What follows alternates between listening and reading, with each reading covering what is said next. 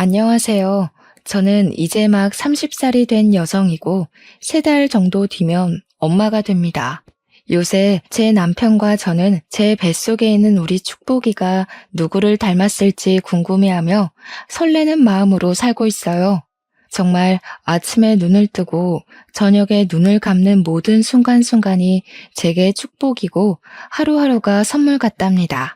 지금의 저를 보면 아무 고민 걱정 없이 정말 편안하게 살았을 것 같지만 사실 저는 이렇게 행복을 느끼며 산지 얼마 되지 않았습니다. 결혼 전에는 아무렇다 못해 비참한 삶을 살았거든요. 그런데 결혼을 하면서 저에 대한 모든 진실이 밝혀지고 드디어 저도 남들처럼 평범하게 살 수 있게 되었답니다. 어떤 분들은 로또가 된 것도 아니고 그저 남들처럼 평범하게 사는 게 뭐가 그리 행복하냐고 하실 수도 있겠지만 저는 이 평범을 찾기 위해 정말 많이 노력해야만 했습니다. 사실 저에게는 아빠, 엄마, 그리고 쌍둥이 여동생이 있었어요. 대부분 사람은 엄마의 사랑을 받으며 응석도 부리고 엄마와 사소한 일로 다투기도 하며 자랐겠지만 저는 엄마의 사랑을 하나도 받지 못하고 차별과 구박만 받으며 살았습니다. 제가 8살 초등학교에 입학할 때 쌍둥이 여동생은 좋은 가방에 좋은 옷, 신발을 새로 다 사주셨지만 저는 남이 쓰다가 버린 허름한 가방만 주셨어요. 소풍을 갈 때도 여동생 가방에는 항상 과일이며 과자며 샌드위치며 먹을 것이 많았지만 제 몫으로 허락된 것은 오로지 과자 몇 조각뿐이었습니다.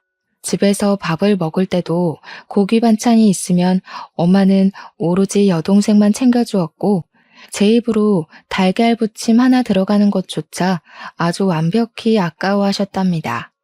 혹시라도 제가 학교 시험에서 여동생보다 성적이 더 잘 나오면 엄마는 동생을 이겨먹고 싶으냐며 저를 호되게 야단을 치셨어요.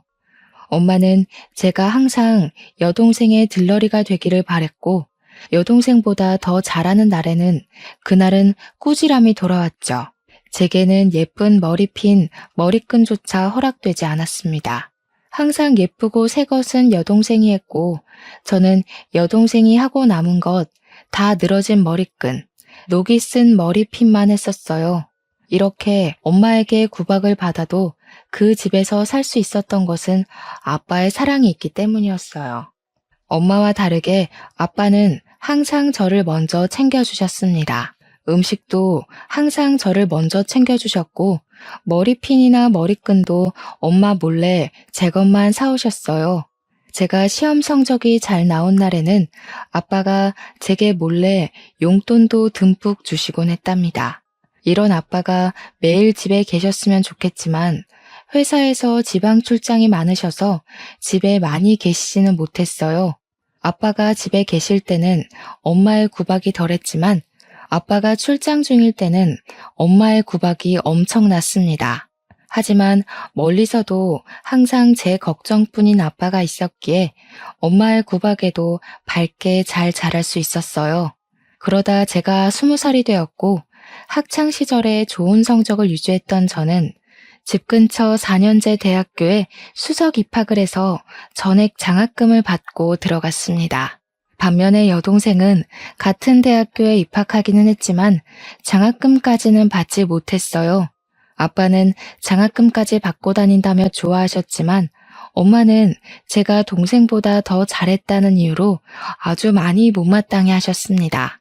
그리고 제가 이제는 성인이 되어 동생의 학자금을 벌어야 하니 제게 아르바이트를 해서 돈을 벌라고 강요하셨죠. 20살 이후로는 제게 용돈이나 금전적인 지원은 하나도 없었어요. 그나마 아빠가 조금씩 용돈을 쥐어주시기는 했지만 아빠가 용돈을 주셨다는 사실을 알면 엄마는 바로 그 돈을 빼앗아 갔답니다. 아빠는 그런 엄마에게 너무 차별하는 것이 아니냐며 뭐라고 하셨지만 엄마는 그래도 내가 이만큼이나 키워놨는데 이 정도도 저한테 못 받냐고 하시며 오히려 아빠를 뭐라고 하셨습니다. 저는 이런 엄마가 이해가 가지 않았어요. 아무리 제 자식 중에 더 마음이 가고 눈길이 가는 아이가 있다고는 하지만 엄마는 저를 대놓고 차별했거든요. 그런 엄마를 보면 친엄마가 아닌 계모가 아닐까 하는 생각마저 들었답니다. 차별하는 엄마를 벗어나 기숙사에 살든 자취를 하고 싶었지만 아빠는 나가서 살면 고생이라고 하시며 제가 집에서 살기를 원하셨습니다. 대학교가 먼 것도 아니고 집에서 10분 거리에 있는데 굳이 나가서 살 필요가 있냐고 하셨어요. 그러면서 어차피 시집 가면 평생 떨어져서 살 텐데 미리 떨어져서 살고 싶지는 않다고 하시더라고요. 그래서 어쩔 수 없이 집에서 살게 되었습니다. 그렇게 제가 20살이던 해의 겨울이었어요. 앞으로 돈 나갈 일이 많다며 엄마는 국밥집을 차리셨습니다.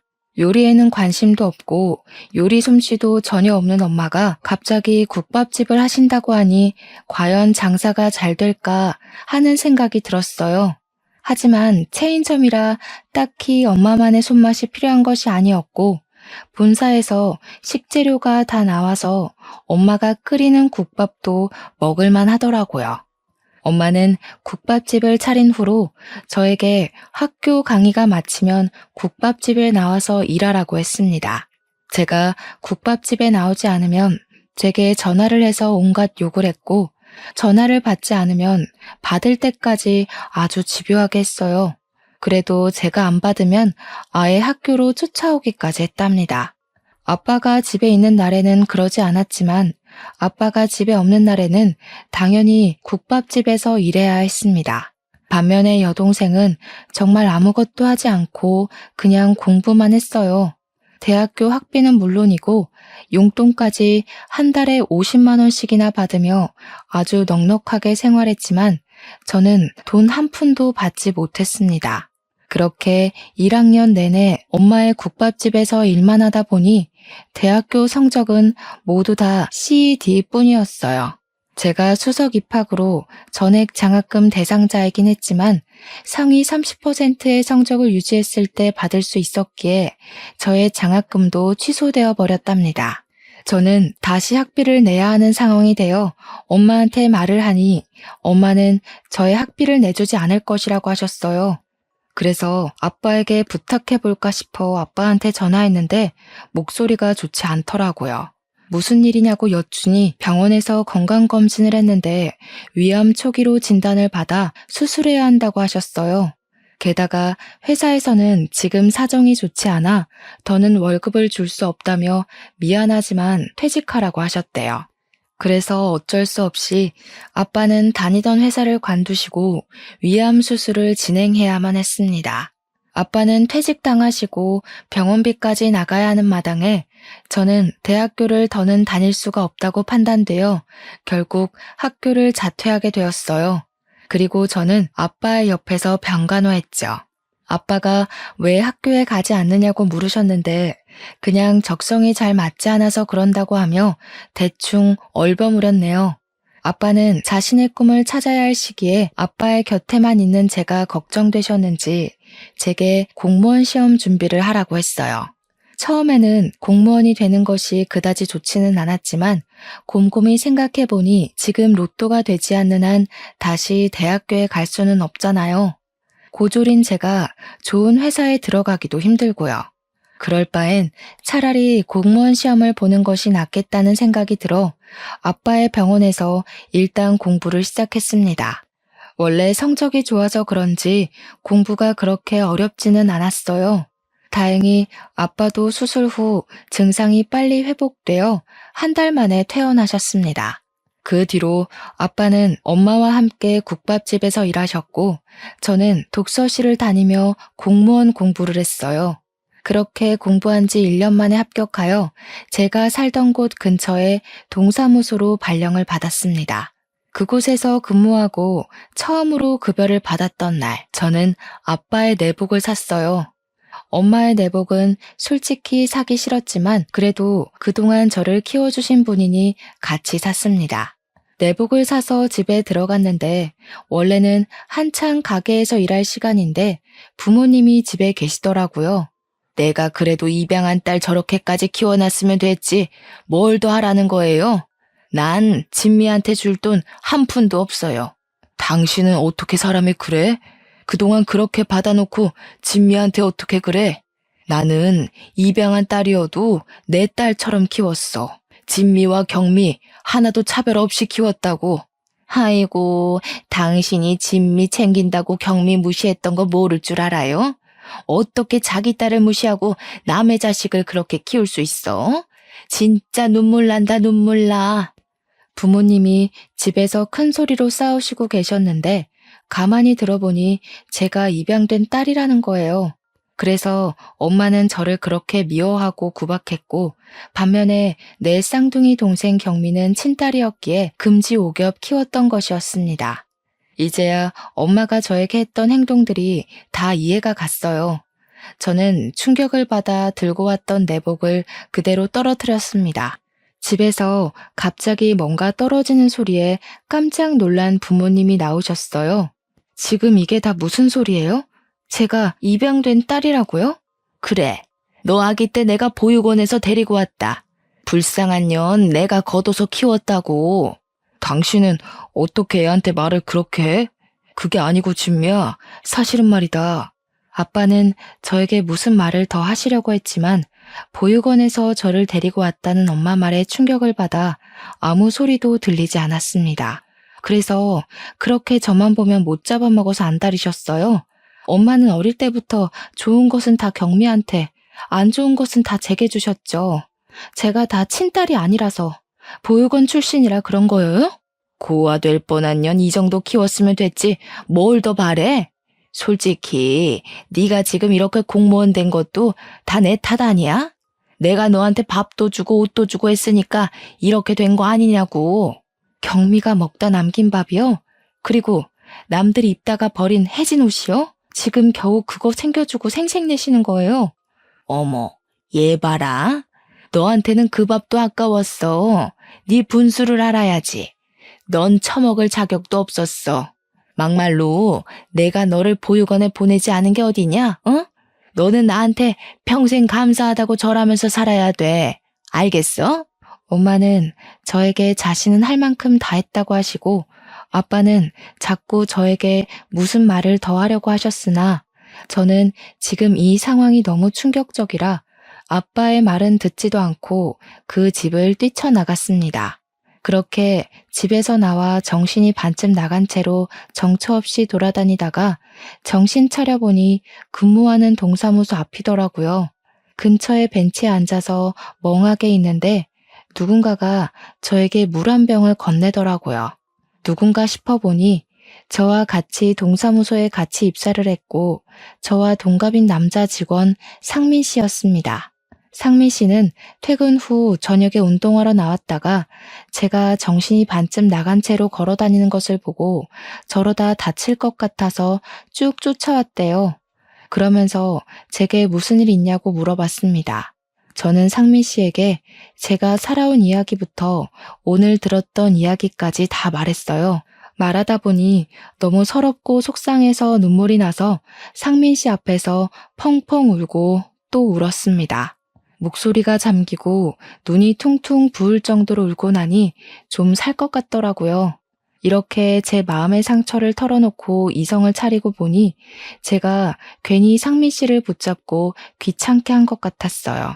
그래서 제가 너무 진상이었다고 미안하다고 하니 상민 씨가 아니라고 하며 이렇게 한 번씩 풀어내야 한다고 했습니다. 그리고 상민 씨도 자신이 나와 비슷한 처지라며 살아온 이야기를 해줬어요. 상민 씨도 아기 때부터 19살 때까지 보육원에서 살다가 퇴소를 했대요. 그 후 일단 고시원에 들어가서 9급 공무원 책을 사서 하루에 3시간만 자고 삼각김밥만 먹으며 죽자 사자 공부했고 2년 만에 합격해서 지금 근무하는 이 동사무소로 발령을 받았답니다. 그런데 상민 씨는 본인 명의 아파트가 있었거든요. 그래서 동기들끼리 우리 중에 제일 부자라고 하며 다들 부러워했단 말이에요. 그럼 지금 사는 본인 명의 아파트는 무슨 아파트냐고 물으니 상민 씨는 씩 웃으며 사실 공무원 시험 보고 나서 큰맘 먹고 복권을 5만 원어치 샀다고 합니다. 그런데 그중 하나가 1등으로 당첨돼서 20억 당첨금으로 아파트를 마련했다고 했습니다. 그러면서 상민 씨는 이제 집도 있고 직업도 있고 돈도 있는데 가족만 없다며 이 가족 없는 게 참 외롭다고 했어요. 그러면서 우리 둘 다 참 어렵고 힘들게 컸지만 잘 자란 것 같다면서 이렇게 동기가 된 것도 인연인데 앞으로 친해져 보자고 했습니다. 그날 후로 저와 상민 씨는 급속도로 친해졌어요.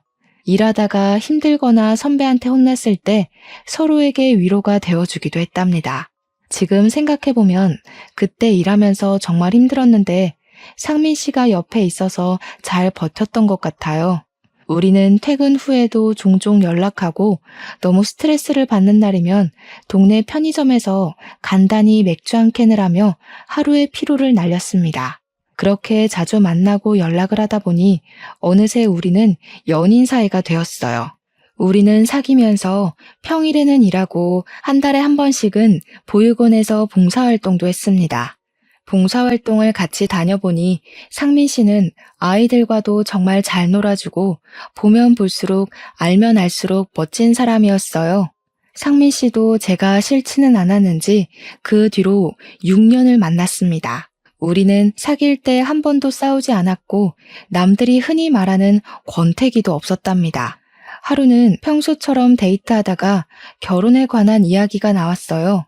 저도 상민 씨도 서로를 결혼 상대로 원했고 살아온 배경도 비슷하고 화목한 가정을 갖는 것을 누구보다 간절히 원했기에 27살의 어린 나이지만 평생 함께하기로 약속했습니다. 상민 씨는 부모님이나 가족이 없기에 상민 씨가 우리 집으로 와서 부모님께 정식으로 인사를 드리기로 했어요. 제가 집에 결혼하고 싶은 남자를 데리고 온다고 하자 아빠는 제가 결혼할 사람을 데리고 온다니 엄청나게 좋아하셨지만 엄마와 경미는 못마땅한 표정을 지으셨어요. 그리고 엄마는 저에게 결혼할 남자를 데리고 온다고 진수성찬이나 음식 같은 것은 바라지도 말라고 하셨습니다. 상민 씨가 처음으로 우리 집에 방문한 날이었어요. 상민 씨는 잘 보이려고 정장을 입고 과일 바구니를 들고 왔는데 엄마는 음식은커녕 다과조차도 준비하지 않으시고 상민 씨를 그저 위아래로 훑어보셨습니다. 엄마의 그런 모습을 보는데 정말 어찌나 얼굴이 화끈거리고 민망하던지요. 그래도 아빠가 아주 반갑게 맞이해 주셨네요. 그래, 너도 공무원이라고? 부모님은 뭐 하시고? 사실 저도 보육원에서 자라서 부모님은 계시지 않습니다. 그래? 아주 끼리끼리 잘 만났네. 그래도 둘 다 보육원에서 낳았는데 공무원까지 된 거 보면 성공했네. 그런데 고아라서 결혼하면 사위덕 보고 싶었는데 비싼 혼수 같은 거는 꿈도 못 꾸겠다. 그래도 공무원이면 적지 않은 돈은 벌지? 다달이 용돈이나 좀 줘. 당신은 어떻게 애들한테 말을 그렇게 해? 이 사람 말 듣지 말고 그저 둘이서 잘 살기만 하면 된다. 알겠지? 내가 그동안 얘를 열심히 키워서 이렇게 성공시켜놨는데 나도 그 정도는 받아먹고 살아야지. 내가 꽁으로 쟤 키웠어? 그만 좀 해. 미안하다 얘들아. 참, 그럼 결혼하면 집은 어떻게 할 거니? 어쩌긴 뭘 어째. 당연히 우리 집에 들어와서 살든가 해야지. 보육원 출신인데 뭐 집이라도 있겠어? 사실 상민 씨 아파트가 있어요. 거기에 들어가서 살 거예요. 아파트가 있어? 몇 평인데? 어디에? 아니, 보육원에서 자랐으면 친척도 없을 텐데 요새 같은 시대에 어떻게 집이 생겼대? 그냥 어쩌다가요.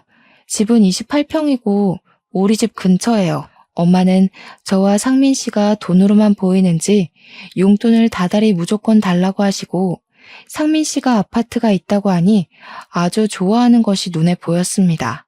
저는 그런 엄마의 모습을 보니 상민 씨한테 정말 미안하고 민망했어요.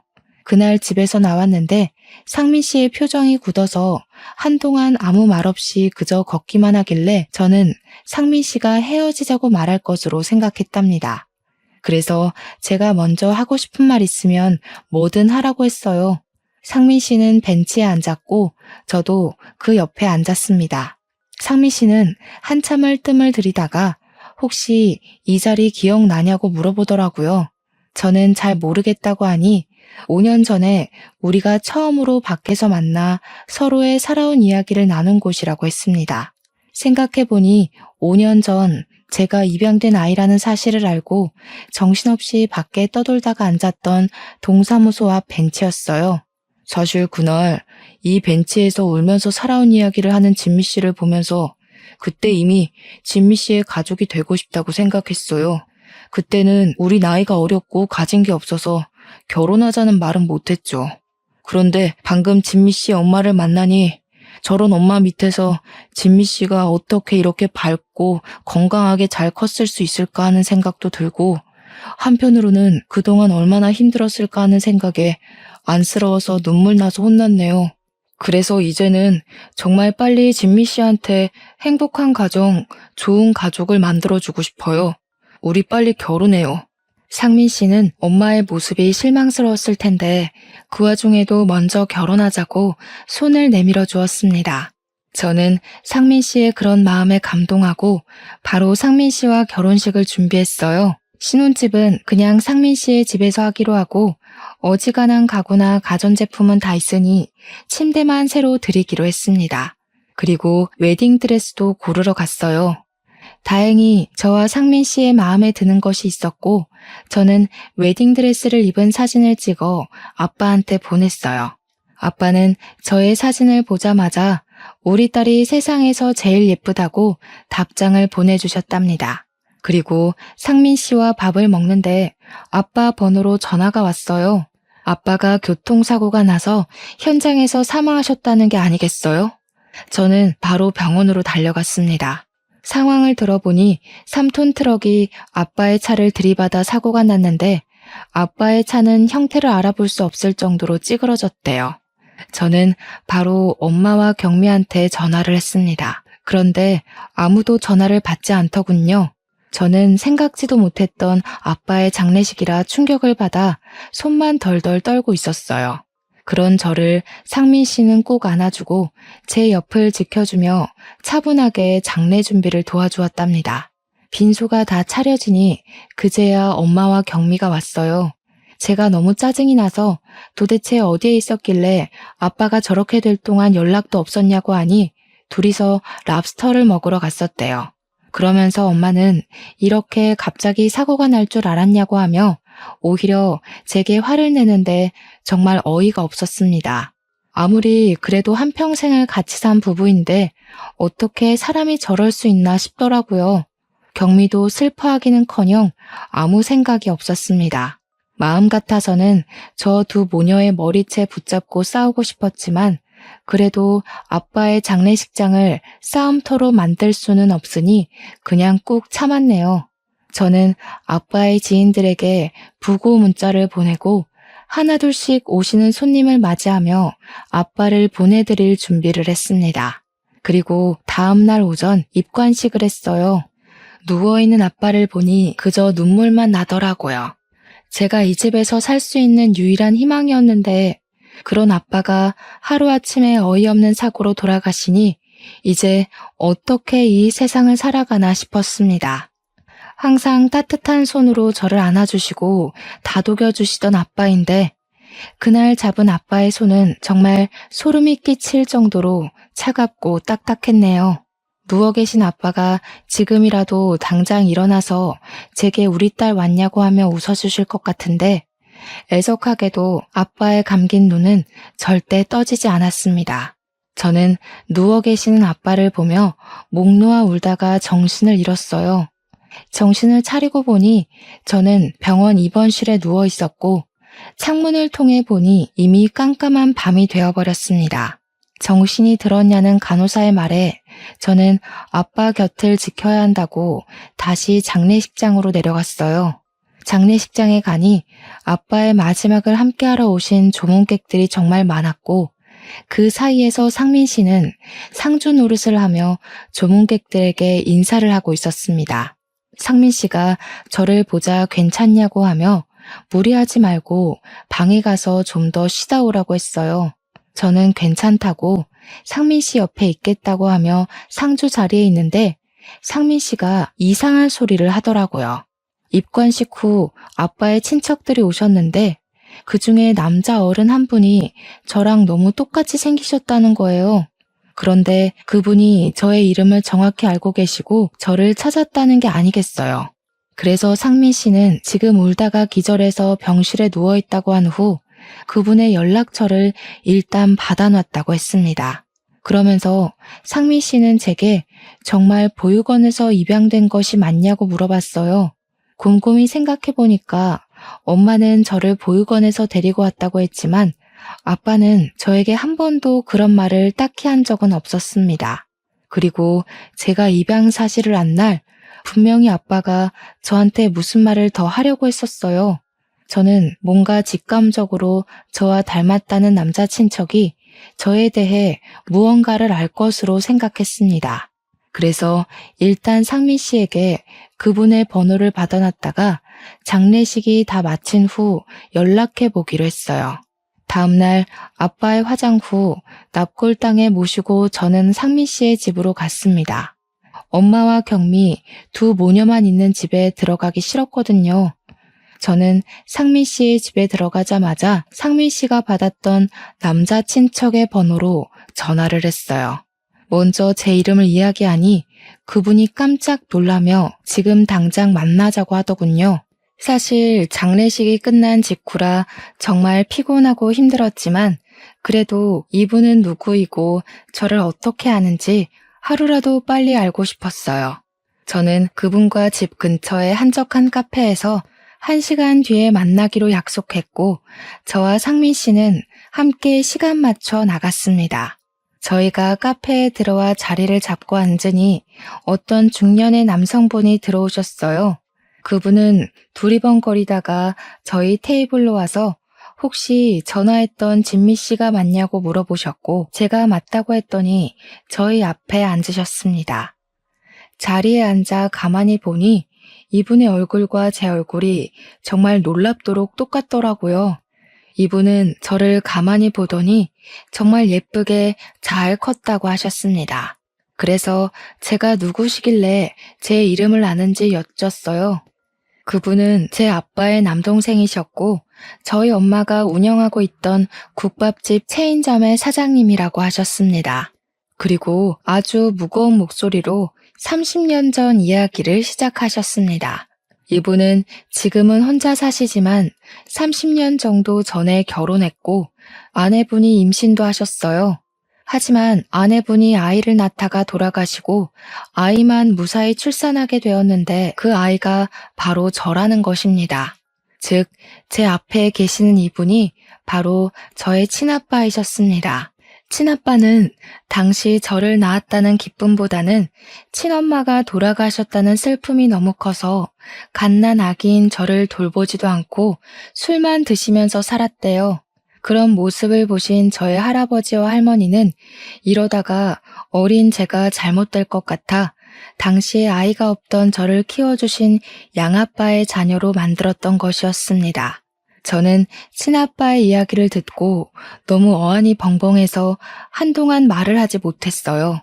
진작에 나타나지 않았던 친아빠가 원망스럽기도 하고 또 이제라도 만났으니 반갑기도 하고 정말 5만 가지 감정이 다 휘몰아쳤습니다. 한참을 말을 잇지 못하다가 겨우 제 감정을 추스르고 친아빠에게 그동안 제가 얼마나 힘들게 살았는데 왜 그동안 나타나지 않았느냐고 물었어요. 친아빠는 1년 정도 술에 취해 살다가 정신을 차리고 나서 다시 저를 데리고 오려고 했었답니다. 그런데 양엄마가 남자 혼자 어떻게 딸아이를 키우려고 하냐며 이왕 이렇게 된 거 저와 경미 둘이서 한 자매가 되어 서로 의지하며 사는 게 보기 좋을 것 같으니 그냥 자신이 키우겠다고 했대요. 그러면서 저에 대한 양육비만 달라고 하길래 친아빠는 다달이 돈과 제가 사용할 학용품과 옷, 생활용품을 보냈다고 했습니다. 그 뒤로 친아빠는 좋은 아빠는 되지 못해도 어디서 꿀리지 않는 아빠가 되기 위해 국밥집을 하나 차렸고 속된 말로 뼈와 영혼을 갈아 넣어 크게 성장시키고 확장시켜 체인점까지 냈다고 합니다. 그리고 제가 20살이 되던 해 양엄마가 저의 대학교 학비를 내야 한다며 돈을 더 많이 달라고 요구해서 차라리 이럴 바엔 일자리를 줘야겠다는 생각에 국밥집까지 열어주었대요. 저는 친아빠의 말에 너무 황당했습니다. 저는 학교 다닐 때 새 가방, 새 옷은 구경도 못했고 항상 헝가방과 남이 입다 버린 옷만 입고 지냈거든요. 게다가 제가 용돈을 달라 그러면 양엄마는 제게 줄 돈 따위 없다며 구박만 했습니다. 저 학교 다닐 때 새 가방, 새 옷 한 번도 입지 못했어요. 대학교 학비요? 저 대학교 장학금 받고 입학했어요. 그런데 엄마가 하도 저한테 국밥집에서 일하라고 시키는 바람에 결국엔 성적을 유지하지 못해서 장학금도 취소되고 그 뒤로 제 학비는 제가 직접 마련하라는데 무슨 수로 마련하겠어요. 게다가 저를 키워주신 양아빠는 그때 회사에 잘려서 그냥 대학교 포기하고 공무원 시험 봤어요. 저는 한 번도 아빠의 돈과 선물을 받은 적 없었어요. 그랬다고? 형수는 매번 받아서 다 너한테 줬다고 했었는데 그래서 형수가 형한테는 따로 말하지 않아도 된다고 했었구나. 사실 형수가 매번 돈을 받으면서 형한테는 따로 이야기하지 말라고 신신당부를 했었어. 형이 동생한테 돈 받는 것에 대해 자존심 상해한다고 말이야. 자존심이 상했던 게 아니라 형수가 모든 것을 다 가로채려고 그랬던 거였어. 가만두지 못하겠다. 형수한테 다 따져야겠어. 친아빠는 분노에 차서 바로 양엄마에게 따지러 집으로 갔습니다. 그런데 집에 웬 남자들이 있었고 양엄마는 그 남자들에게 돈 봉투를 주고 있더라고요. 그 사람들과 양엄마는 친아빠 그리고 저와 남편을 보더니 깜짝 놀라했어요. 후다닥 그 남자들은 나가고 친아빠는 양엄마에게 왜 진미 몫으로 준 돈과 학용품들을 제대로 전달해주지 않았냐고 따졌습니다. 솔직히 나 우리 경미랑 같이 키우느라 얼마나 힘들었는지 알아요? 나는 정말 진미 얘 열심히 키웠어요. 그런 제가 그 돈은 수고비로 받을 수도 있는 거 아니에요? 그리고 내가 자선사업가도 아니고 말이야. 그깟 돈 몇 푼이나 한다고 그거 좀 가져갔다고 인제 와서 이 난리야? 도대체 나를 뭐로 하는 거야 이것들이? 내가 언제 우리 진미 키워달라고 했어요? 형수가 남자 혼자 여자아이 어떻게 키우냐며 굳이 같이 살겠다면서요. 다른 건 다 둘째치고 그럼 내가 진미 양육할 때 쓰라고 준 그 많은 돈과 학용품, 옷 다 어쨌어요?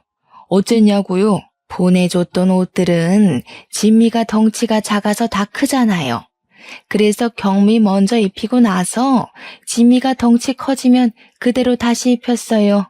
그리고 돈은 밥 먹이고 용돈 쓰고 했지 뭐.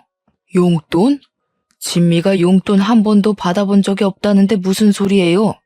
진미한테 밥이나 제대로 먹였어요? 밥을 얼마나 안 먹였으면 애가 이렇게 작아. 다 당신 통장으로 들어간 거지? 진미를 위해서는 쓰지도 않았던 거야. 그치? 애가 안 처먹는 걸 나보고 어쩌라고. 제가 먹지 않겠다는데 내가 어떻게 먹여? 난 그래도 최선을 다해서 진미 키웠어.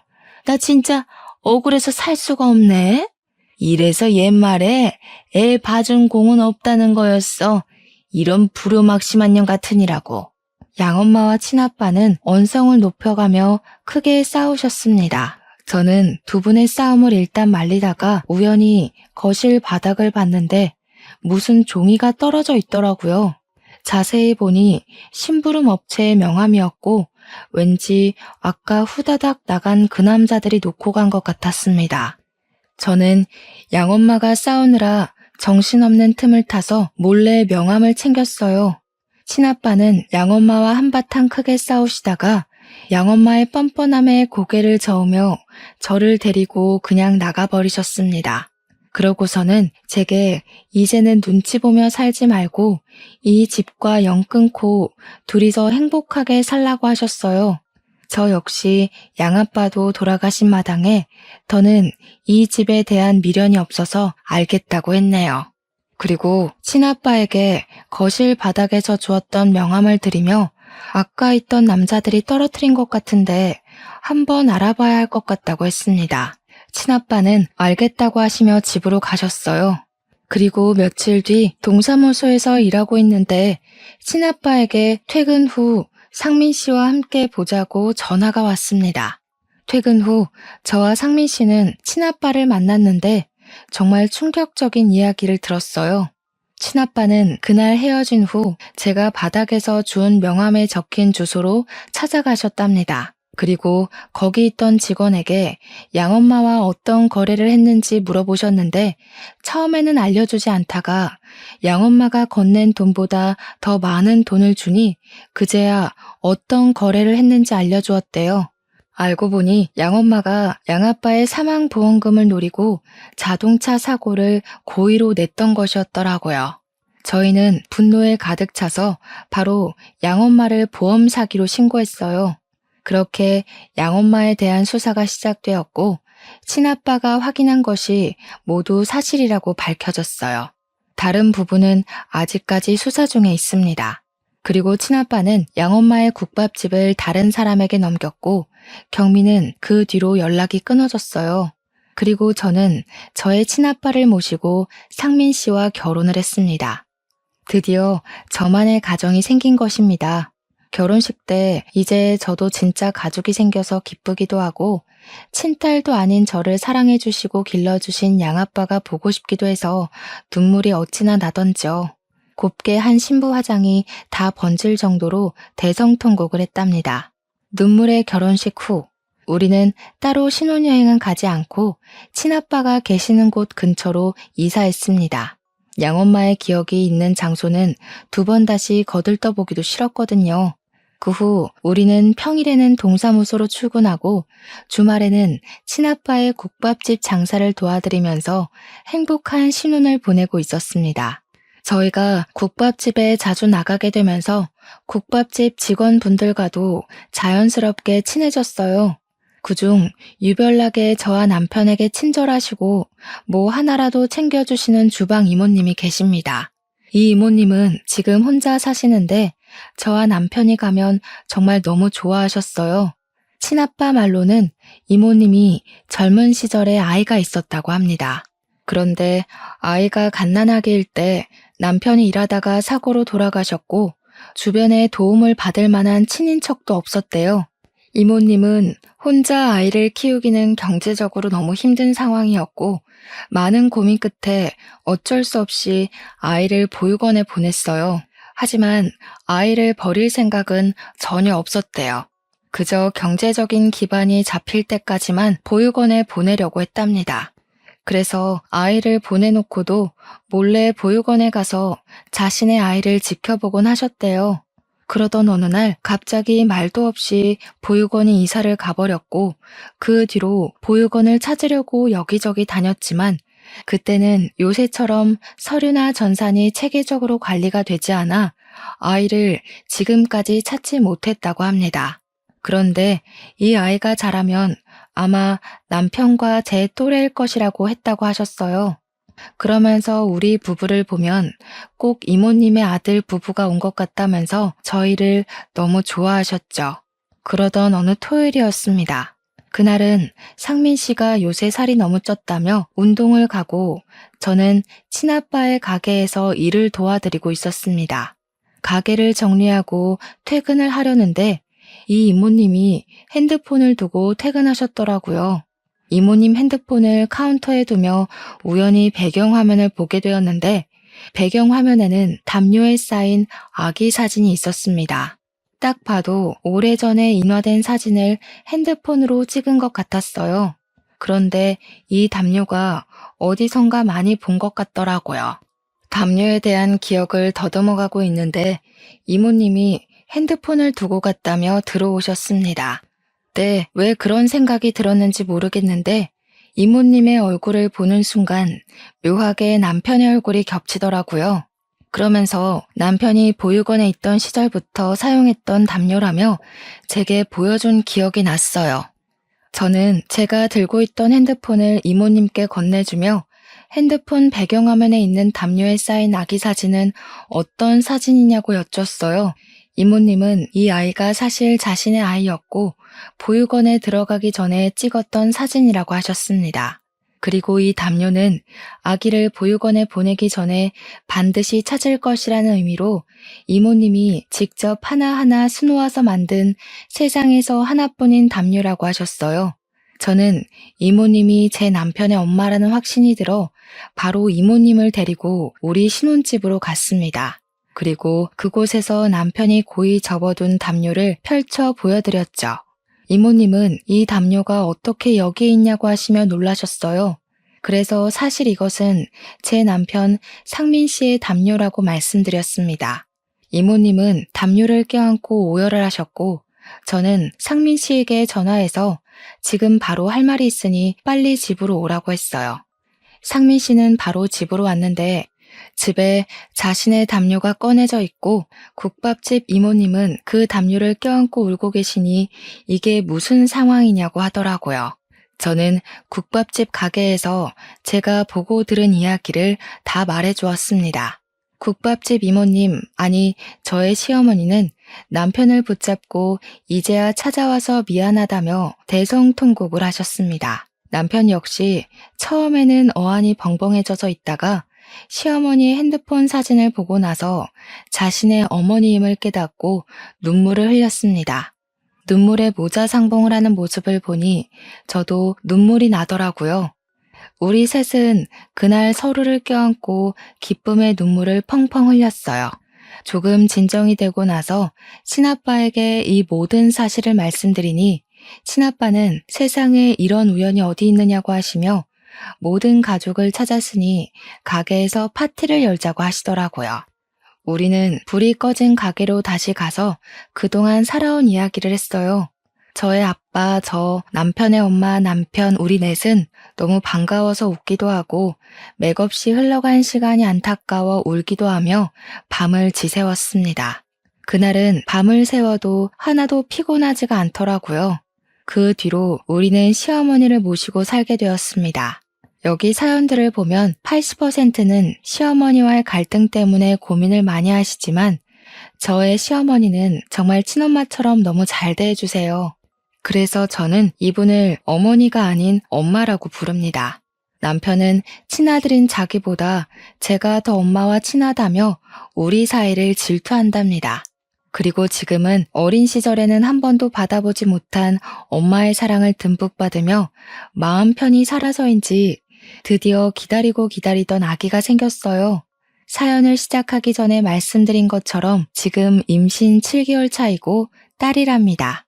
정말 요새는 우리 딸이 저를 닮았을지 아니면 남편을 닮았을지 너무 궁금하고 딸아이 얼굴을 볼 생각에 하루하루가 설렙니다. 딸이 아빠를 닮으면 잘 산다던데 꼭 우리 남편을 닮았으면 좋겠어요. 흔히 하는 말로 인생에 누구나 3번의 기회가 찾아온다고들 합니다. 지금 생각해보면 저의 첫 번째 기회는 상민 씨를 만난 것이고 두 번째는 상민 씨를 통해 내 친아빠를 만난 것이며 세 번째 기회는 엄마 같은 제 시어머니를 만난 것 같아요. 제가 어릴 때는 가족의 사랑을 그리워하며 우울하게 자랐지만 이제는 화목한 가정에서 좋은 가족들과 함께 사니 이게 진짜 행복이 아닐까 싶네요. 저의 진짜 가족인 친아빠, 친엄마처럼 저를 사랑해주시는 시어머니, 죽을 때까지 제 편이 되어줄 것이라고 말하는 남편, 그리고 제 뱃속에 있는 선물 같은 축복이와 함께 있으니 정말 요새는 세상을 다 가진 기분이랍니다.